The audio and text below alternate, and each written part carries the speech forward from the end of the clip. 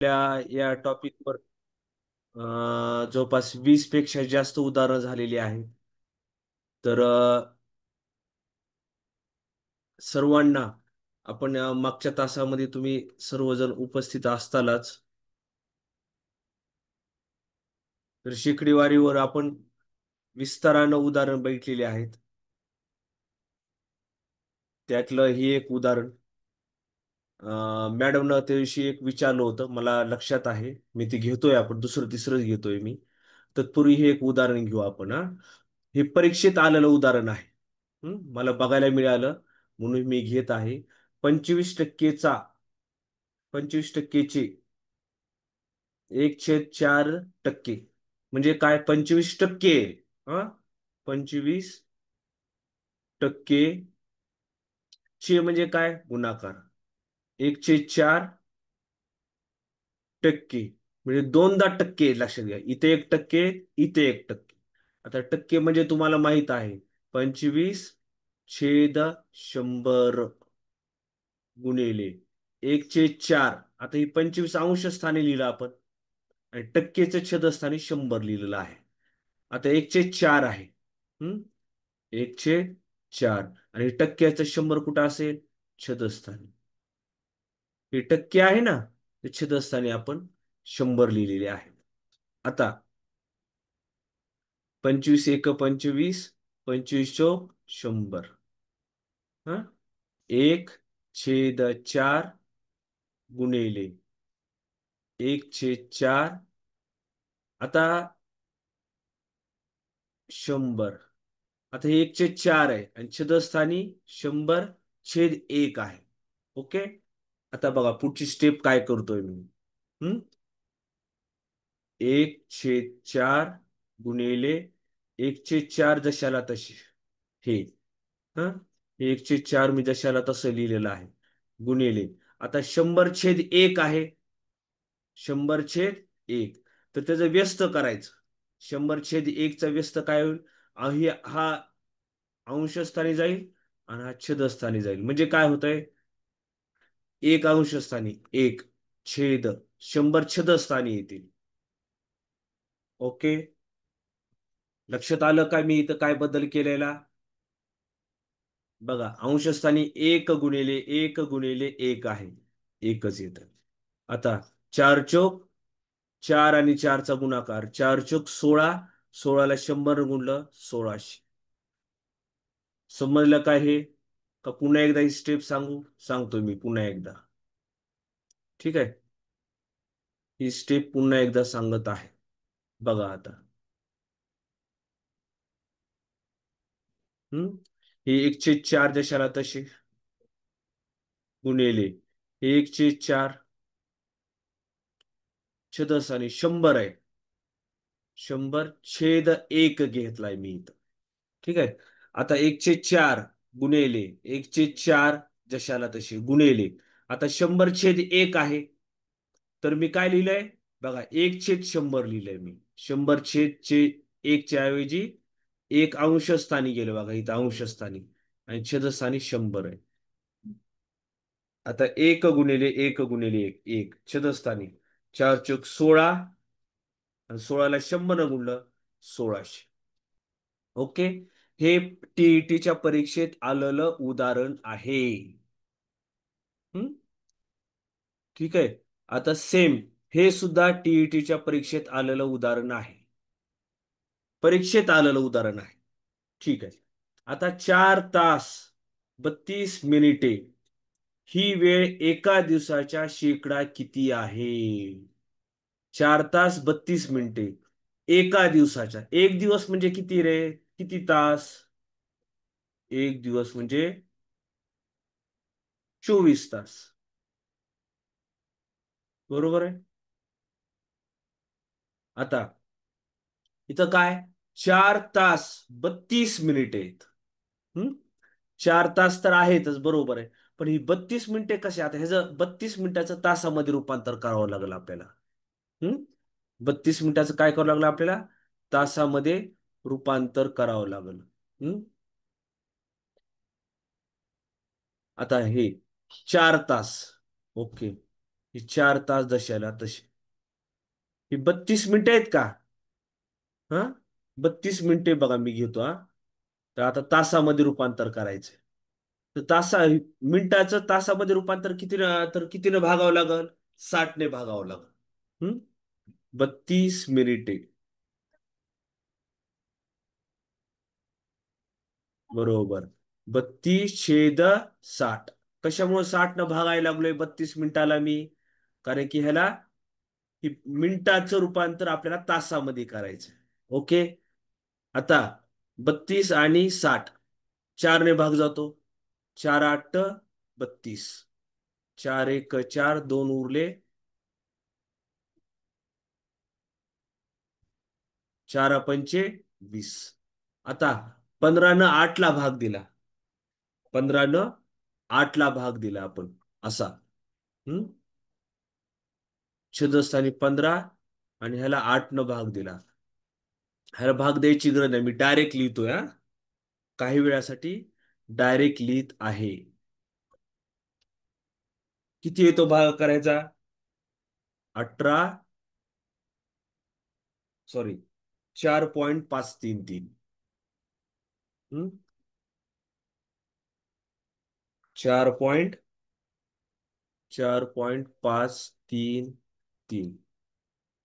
हा डायरेक्ट भागाकार येतो 4.533. ओके. आता हे म्हणजे आपले किती तास झाले आता? 4 तास.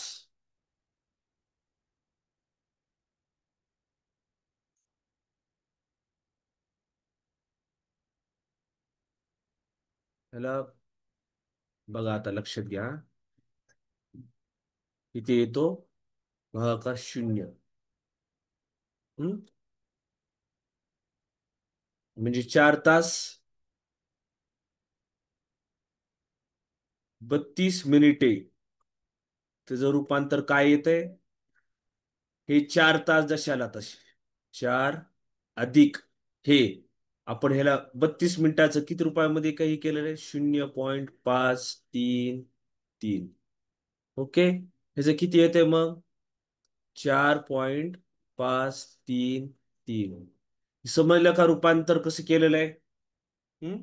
32 मिनिटाचं रूपांतर झालंय 0.533. म्हणजे 4 तास 32 मिनिटं म्हणजे काय?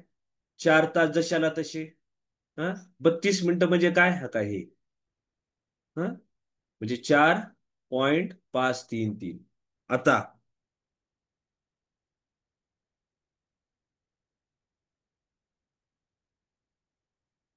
आता इथं काय करायचंय?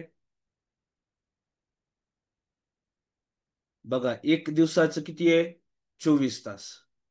हम्म आणि 4 तास 32 मिनिटाचं कुठे किती होतं इथं? ह्याचा. आता ह्याचं आपल्याला शेकड्यामध्ये रूपांतर करायचं, लक्षात घ्या. शेकड्यामध्ये कसं रूपांतर करता येईल? मला जागा नाही उपलब्ध. आता 4.533 छेद 24 तास गुणिले 100.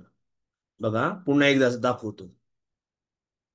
बघा, ही 4.533 आहे ना, ते मी अंश स्थानी घेतलंय. ओके. बघा, अंश स्थानी. छेदस्थानी काय? 24 तास गुणिले 100. आपली शेकडेवारी करायचा प्रश्न काय आहे? 4 तास 32 मिनिटे ही एका दिवसाच्या शेकडा किती आहे? तर शेकडा किती आहे गुणण्यासाठी काय लिहिले? 24 तास छेदस्थानी आणि अंशस्थानी 4 तास 32 मिनिटाचं हे केलं. आता ह्याचा काय येतोय गुणाकार? ह्याचं रूपांतर काय होतंय?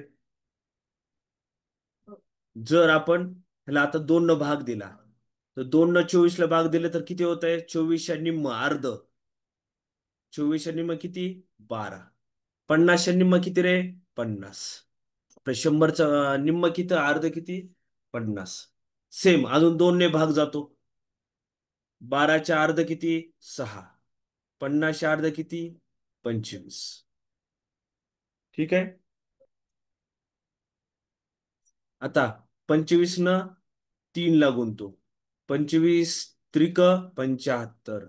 हातचे 7. 25 त्रिक 75. 75 आणि 7. 75 आणि 7 किती होते? 82. 82 ला 2च. हातचे 8. 25 पाचा 1,600. 1,600 आणि 8. 33. 33 ला 3चा. हातचे 3. 25 चोक 25 चोक 100. 100 आणि 3 103. छेद किती आलंय? 6. आता जर आपण 6 ह्याला भाग दिला या पद्धतीने, 6 याला 103 ला भाग दिला, 103.325, तर ह्याचा भागाकार येतो 18.89. 18.89%. येते का लक्षात? समजलं का एवढं? हम्म. चालेल. आता हे आपलं रेग्युलर उदाहरण घेऊ. हम्म. रेग्युलर आपले उदाहरण घेऊ. प्रश्न काय वाचून घ्या आता.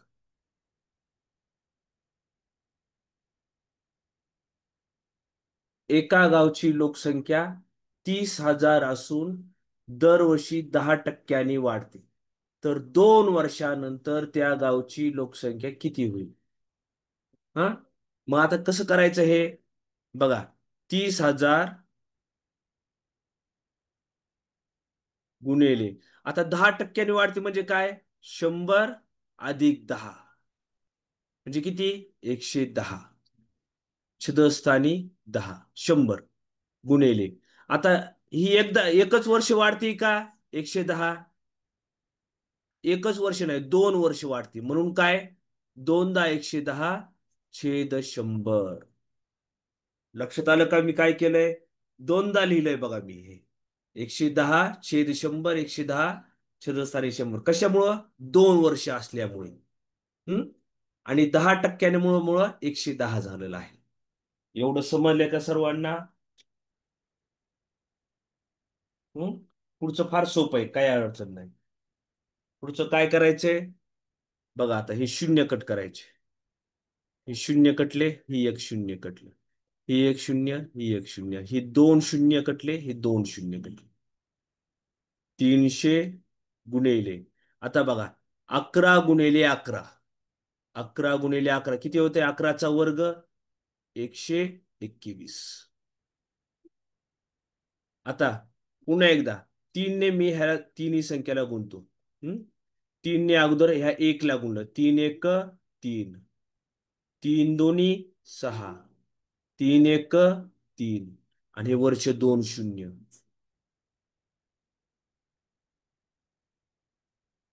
म्हणजे 2 वर्षानंतर 30,000 लोकसंख्या होती, 10%ने वाढ झाली, तर त्या गावची लोकसंख्या 2 वर्षानंतर किती होईल?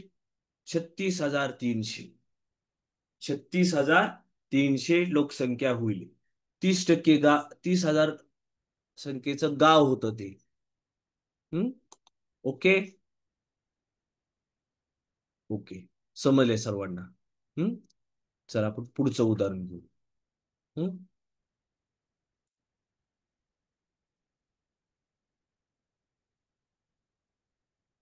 काय प्रश्न आहे? एका व्यक्तीने 25% सफरचंद विकल्यानंतर त्याच्याकडे 321 सफरचंद शिल्लक राहिले. तर सुरुवातीला त्याच्याकडे किती सफरचंद होते? म्हणजे बघा, त्या व्यक्तीनं किती टक्के विकलेत? 25% सफरचंद विकलेत. म्हणजे 75% शिल्लक आहेत अजून. किती शिल्लक आहेत? 75% शिल्लक सफरचंद आहेत. हा. 75% शिल्लक आहेत. आणि ती किती शिल्लक आहेत आकड्यामध्ये दिलाय बघा. अंकामध्ये किती शिल्लक आहेत हे? अंकामध्ये टक्क्यामध्ये दिलेत 321. टक्क्यामध्ये हे बघा, 25% विकले गेलेले आहेत. 25%. आता 100तून 25 गेले, किती राहिले रे? 75. बरोबर आहे का? 25% सफरचंद विकल्या गेल्यानंतर शिल्लक किती टक्के राहतात? 75%. 100तून 25 गेले. आणि अंकामध्ये दिले 321. तर त्याच्याकडे सुरुवातीला किती सफरचंद होते ती काढायचं. एकदम सोपं आहे, काही अडचण नाही. हा. आता त्याच्याकडे सुरुवातीला किती होते आपल्याकडे माहित आहे का? सुरुवातीला किती आहेत माहित नाही. म्हणून मी एक्स गुणिले 75%. त्याला 75% ने गुणायचं. सुरुवातीच्या सफरचंदाला एक्स गृहीत धरलंय आपण. सुरुवातीचे सफरचंद एक्स, त्याला किती ने गुणायचं? 75%. बरोबर. किती उरले शिल्लक? किती उरले? 321. समजलं का? एवढं मांडणी कळाली का एवढी सांगा आता. हं? बरं, हा. यक्स गुणिले 75% म्हणजे काय? 75/100 बरोबर 321. समजलं का एवढं? आता बघा, यक्स. आता ही 75/100 आहेत ना, त्याचं पक्षांतर इकडं करायचं. हा. आता ही 75/100 जे आहेत त्याचं पक्षांतर इकडे गेले की व्यस्त होतो. आता ही गुणिलेच्या ऐवजी मी काय लिहितो? ही बरोबरचे चिन्ह लिहितो. बरोबर 321 गुणिले. आता हे 75/100 आहे ना, मी त्याचं पक्षांतर काय केलं इथं?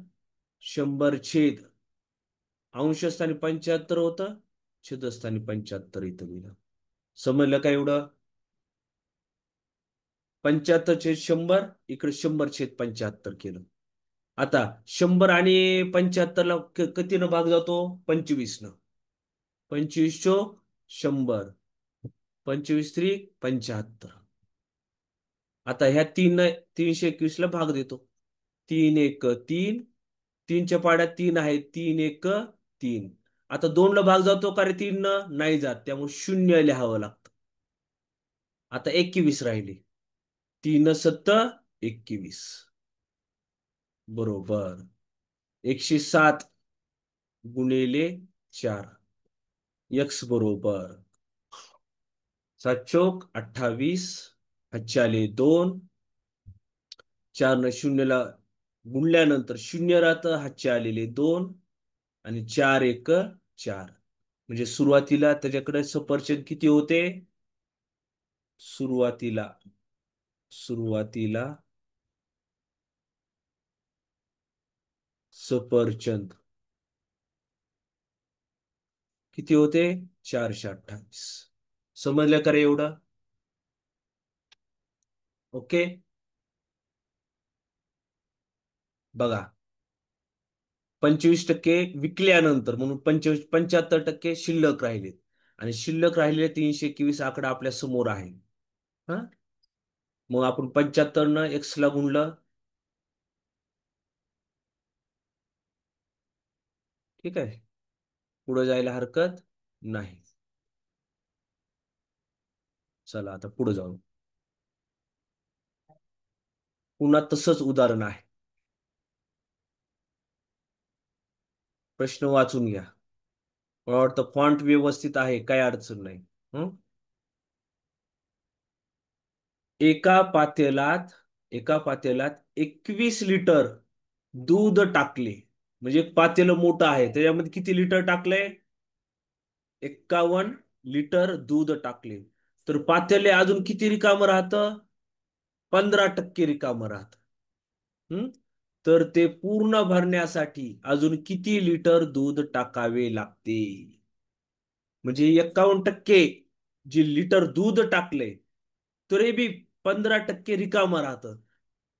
म्हणजे 15% रिकामे म्हणजे किती भरलेलं आहे रे? 100 - 15. 100 - 15 किती होत आहे? 85% पातेलं भरलेलं आहे. भरलेलं आहे. बरोबर आहे? बर. 85% म्हणजे 51 लिटर दूध आहे. ओके. मगाच्या ह्याच्या अगोदरच्या उदाहरणासारखंच आहे.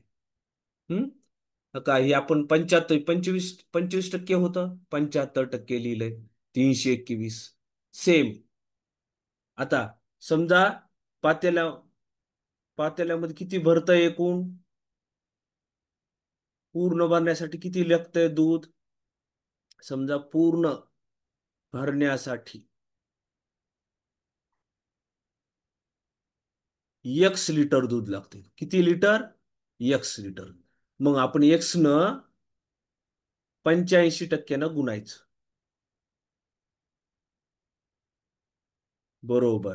म्हणजे किती किती लिटर आहे? 51 लिटर. ओके. एक्स गुणिले 85% म्हणजे काय? 85/100 बरोबर 51. आता पुन्हा एकदा एक्स जाग्यावरच 85/100 ह्याचं पक्षांतर इकडं करायचं. बरोबर 51 गुणिले 85/100 आहेत ना, तर 100/85 लिहिलं मी. आता 51 आणि 85 कोणत्या पाड्यामध्ये आहेत? 17च्या. 17 × 1 = 17, 17 × 2 = 34, 17 × 3 = 51, 17 × 5 = 85. 5 न अजून 100ला भाग देऊ. 5 × 1 = 5, 5 × 2 = 10 आणि 0. म्हणजे एक्स बरोबर किती आलं? 20 × 3 = 60 लिटर. म्हणजे एकूण किती लिटर दूध भरतंय त्या पातेल्यामध्ये? 60 लिटर भरतंय. प्रश्न काय विचारलाय? तर पूर्ण भरण्यासाठी अजून किती लिटर दूध टाकावे लागते? आता सध्या 51 लिटर टाकलेलं आहे. आणि किती बसतं त्याच्यामध्ये? 60 लिटर. म्हणजे अजून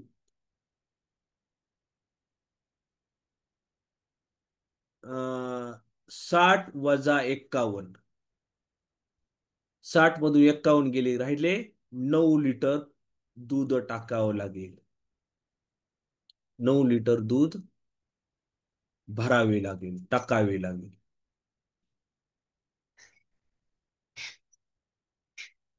ठीक आहे. समजलं? काय अवघड नाहीये ह्याच्यात. हम्म. चलो. हे बऱ्यापैकी तसंच उदाहरण आहे, फक्त थोडं थोडं अजून वेगळं आहे.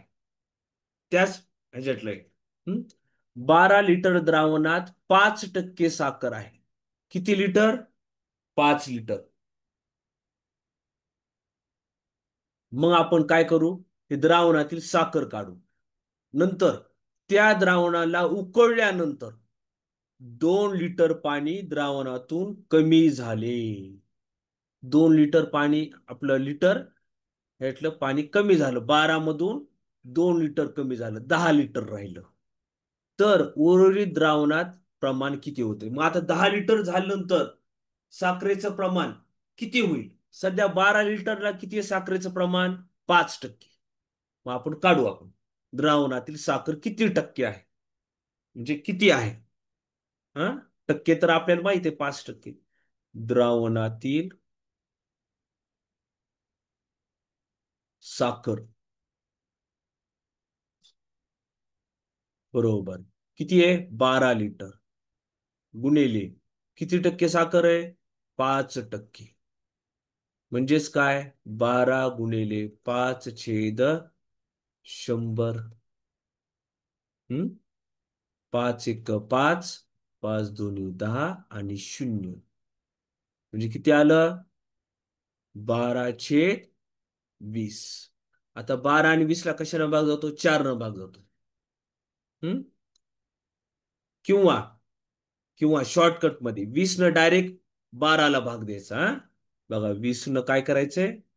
12ला भाग देतो मी, तर काय समजून सांगतो. 20 न 12ला भाग जातो का? नाही. त्यामुळे अगोदर पॉइंट घ्यायचो, पॉइंटच्या अगोदर 0 घ्यायचा. पॉइंट घेतल्यामुळे 12 वर एक 0 आलं, 120 झालं. 12 × 6 = 20. म्हणजे कितीचा भाग गेला रे इथं? द्रावणातील साखर किती निघाली? 0.6. 0.6. ओके. आता आता इथं प्रश्न काय आहे? 12 लिटर द्रावण होतं अगोदर. ती उकळलं गेलंय. उकळल्यानंतर 2 लिटर कमी झालंय. मग आता द्रावण किती राहिलं? आता नवीन द्रावण किती राहिलंय? 12 - 2 10 लिटर हे द्रावण राहिले. बघा असे प्रश्न येऊ शकतात बरं का परीक्षेमध्ये. थोडे डोक्याला बुद्धी चालना देणारे प्रश्न असतात. कठीण थोडे असावेत. मी निवळ सोपे सोपे उदाहरण घेत बसलो, तुम्हाला बी छान वाटल, मला बी सोपं सोपं सोपं, इझी इझी, रिपीट रिपीट.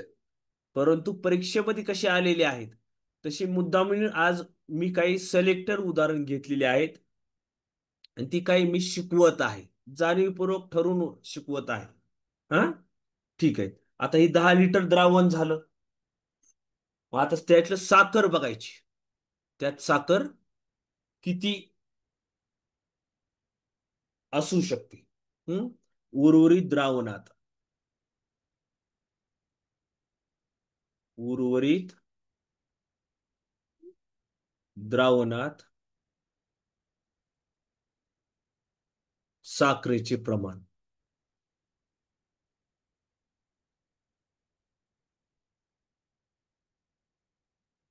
बरोबर.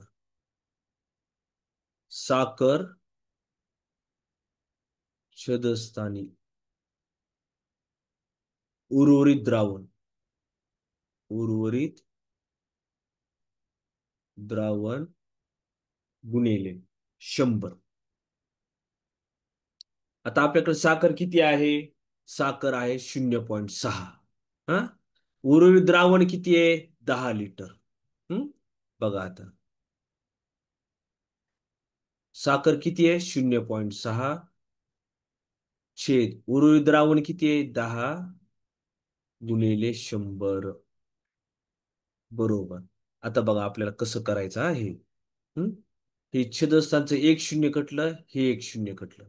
राहिले किती? 0.6 गुणिले 10. आता बघा ही गुणाकार कसा करायचा. पहिल्यांदा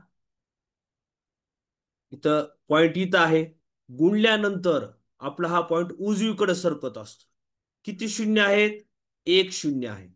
मग हा पॉइंट उजवीकडे एक असा अंकाने सरकत असतो. नका इथं आला, पॉइंट इथं आला बघा. पॉइंट इथं आला. आता पॉइंटची इकडं काय आहे का आता संख्या? आपण लिहू शकतो शून्य वगैरे. म्हणजे 6.0%. साखरेतील उर्वरित साखरेचे प्रमाण किती आहे? 6%. इथपर्यंत समजलंय का रे? काही मला वाटत नाही अडचण आहे. हम्म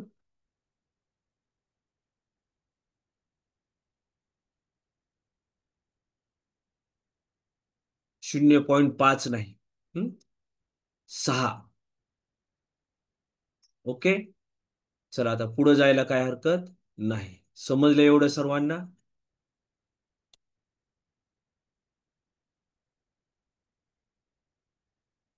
आदित्य सर. ओके. आता हे प्रश्न नीट बघून घ्या. सोपा उदाहरण आहे पण मोठं उदाहरण आहे. परीक्षेत असं उदाहरण येऊ शकतं. हम्म परीक्षेत असं उदाहरण येऊ शकतं. काही अडचण नाही ह्याच्यात. येऊ शकतं.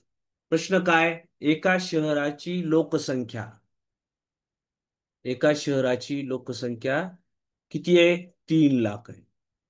त्यातले पुरुष किती आहेत? 1,80,000. शहराची लोकसंख्या 50% आहे. शहराची लोकसंख्या 50% सुशिक्षित आहे.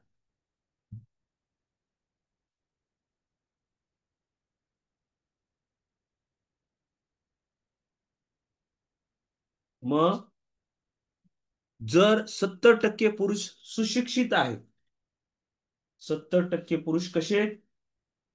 सुशिक्षित आहेत, तर सुशिक्षित स्त्रियांचे प्रमाण किती? सुशिक्षित स्त्रियांचे प्रमाण किती? अत्यंत म्हणजे मी शॉर्टकट सांगतो, ठीक आहे.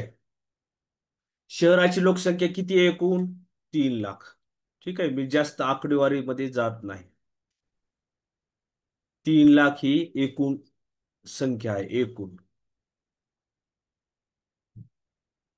हम्म? त्यातले पुरुष किती आहेत? 1,80,000. म्हणजे आता पुरुष पुरुष किती आहेत? 1,80,000 पुरुष आहेत. मग स्त्रिया किती आहेत रे? स्त्रिया किती आहेत ह्यातल्या? 3 लाख. 3 लाख मधून 1,80,000 गेली.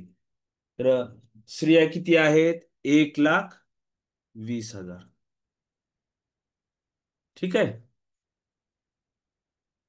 आता हे पुरुष 1,80,000 म्हणजे उरलेल्या स्त्रिया. शहराची लोकसंख्या 50% सुशिक्षित आहे. किती टक्के? 50% सुशिक्षित आहे. मग आता 50%, 3 लाखाच्या 50% किती होत आहे रे? 50% सुशिक्षित लोक आहेत सगळे, शहर बर का. म्हणजे 50% किती होते 3 लाखाच्या? 1.5 लाख. ठीक आहे. 1.5 लाख काय झाले? सुशिक्षित एकूण शहरातली लोक, हा. त्यात पुरुष बी आहेत आणि स्त्रिया बी आहेत. हा. आता काय म्हणले पुढं? 70% पुरुष सुशिक्षित आहेत. हे 1,80,000 आहे ना, त्यातले 70% पुरुष कसे आहेत? सुशिक्षित आहेत. मग आपण काय करू? ह्या 1,80,000चे 70% काढूत. हम्म? 1,80,000चे सुशिक्षित पुरुष काढू आपण. सुशिक्षित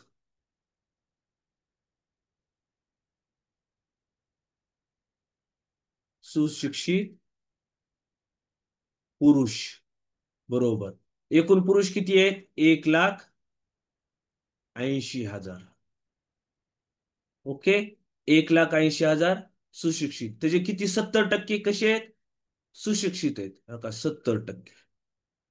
म्हणजे 1,80,000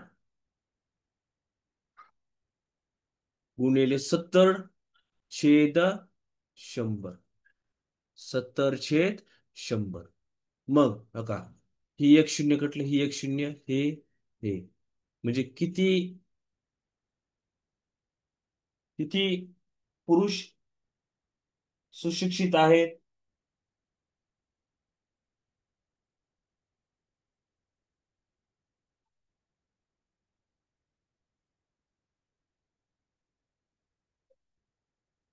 70.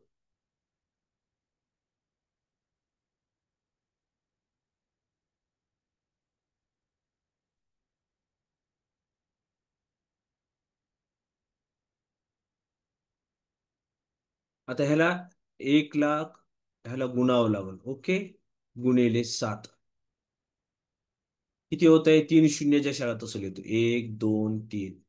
7 56. हा चाले 5. 7 1 7. 7 आणि 5 12. म्हणजे 1,26,000 कसे आहेत? पुरुष सुशिक्षित आहेत. हम्म? आता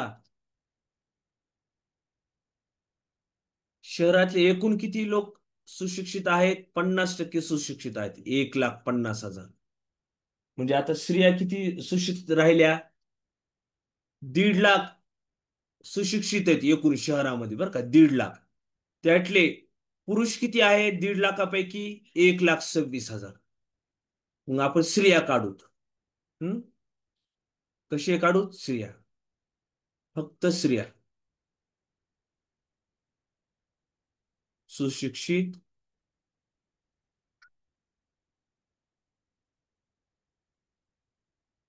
स्त्रिया बरोबर हे 1.5 लाख वजा 1,26,000 हे पुरुष आहेत. मग ह्याची वजाबाकी केली किती राहतो? 24,000. 24,000 स्त्रिया सुशिक्षित आहे. प्रश्न काय विचारलाय पुन्हा एकदा बघा. तर सुशिक्षित स्त्रियांचे प्रमाण किती? सुशिक्षित स्त्रियांचे प्रमाण किती? आता ही सुशिक्षित स्त्रिया आल्यात 24,000. परंतु त्याचं टक्केवारीमध्ये काढायचं. कशामध्ये? टक्केवारीमध्ये. सुशिक्षित स्त्रियांचे प्रमाण, सुशिक्षित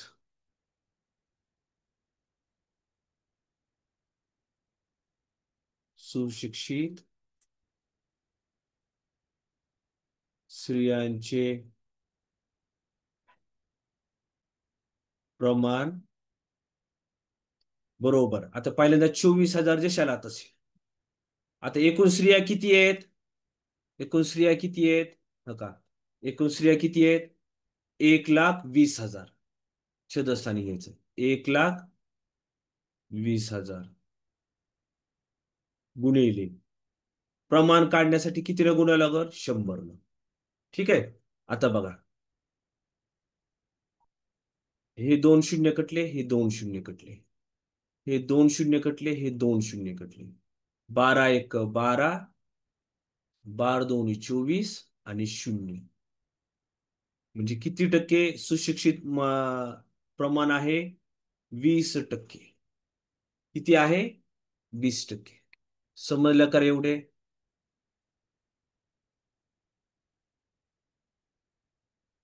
बघा, हे उदाहरण थोडं मोठं आहे, परंतु जाणीवपूर्वक घेतलेलं आहे मी समजण्यासाठी.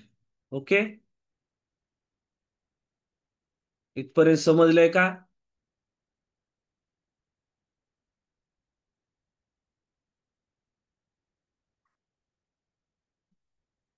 ओके.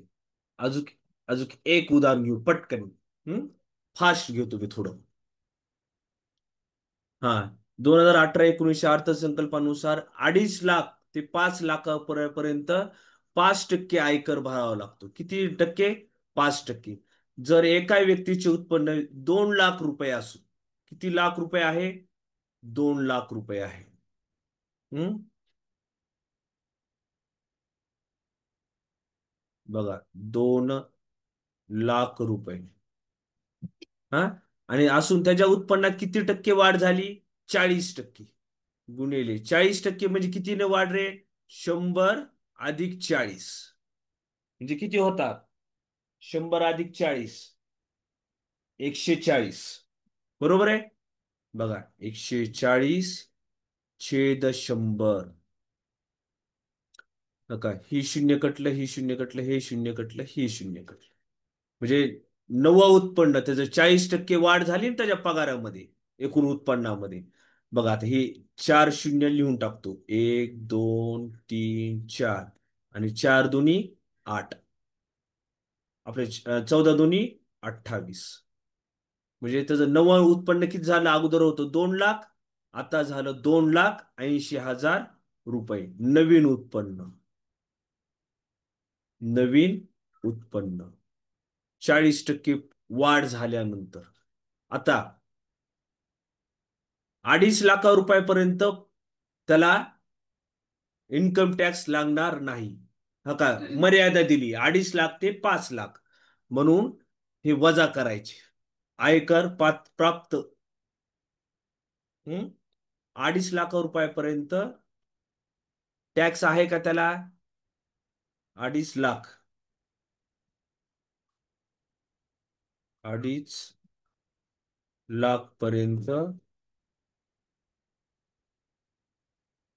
आयकर नाही. मग 2.5 लाखाच्या वर उत्पन्न किती राहायचं? 30,000. बरोबर आहे का नाही? आता 2,80,000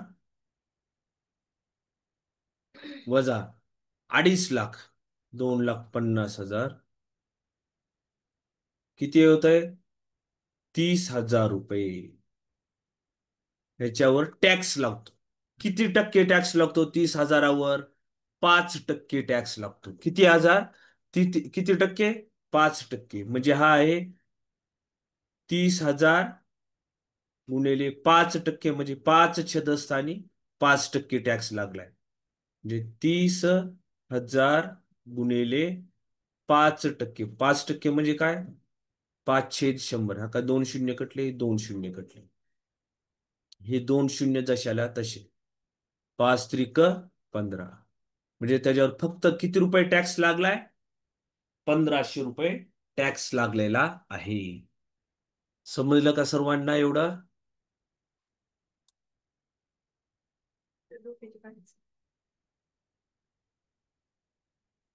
चला. Ram sir, are you there sir? Yes sir, yes sir. एकच सेकंद, रेकॉर्डिंग स्टॉप करतो. मॅडमचं रेकॉर्डिंग चालू. येस.